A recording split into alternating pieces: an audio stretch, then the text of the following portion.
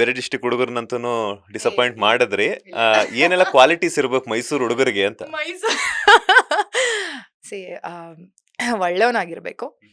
And ನನಗೆ height ಇರಬೇಕು, personality ಇರಬೇಕು, ಅದೆಲ್ಲ ರಿಯಲ್ ಲೈಫಲ್ಲಿ ವರ್ಕೌಟ್ ಆಗಲ್ಲ ಅನ್ನೋದು ಇವಾಗ ಈ ಏಜಲ್ಲಿ ನಂಗೆ ಅದು ಅರ್ಥ ಆಗಿದೆ.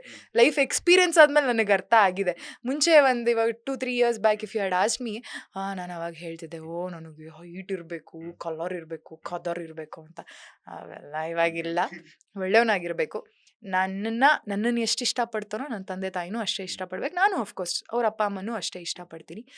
ಆ್ಯಂಡ್ ನನಗೆ ಚಿಕ್ಕ ವಯಸ್ಸಿಂದ ಅಂದರೆ ನನಗೆ ಇದ್ರ ಬಗ್ಗೆ ಎಲ್ಲ ತಿಳುವಳಿಕೆ ಬಂದಾಗಿಂದನು ಸೆಟಲ್ ಆಗಿರೋ ಹುಡುಗನ್ಕಿಂತ ಒಬ್ಬ ಏನು ಸೆಟಲ್ ಆಗದೆ ಅವ್ನ ಜೀವನ ಇವಾಗ ಕಟ್ಕೊತಿದ್ದಾನೆ ಗೊತ್ತಾ, ಅವನ್ನ ಮದುವೆ ಆಗಬೇಕು ಅನ್ನೋದು ಆಸೆ ಇದೆ.